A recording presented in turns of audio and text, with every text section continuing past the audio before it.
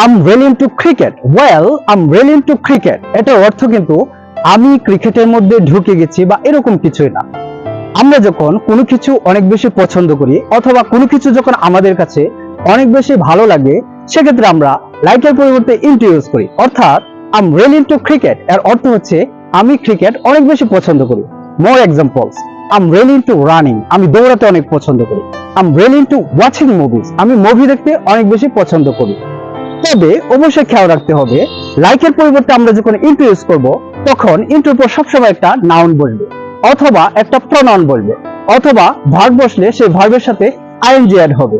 যেমন I'm really into cricket, এখানে ক্রিকেটটা কিন্তু নাউন, আমি তাকে অনেক বেশি পছন্দ করি। I'm really into her, এখানে হারটা হচ্ছে প্রনাউন, তাহলে ভার্বটা কি হবে?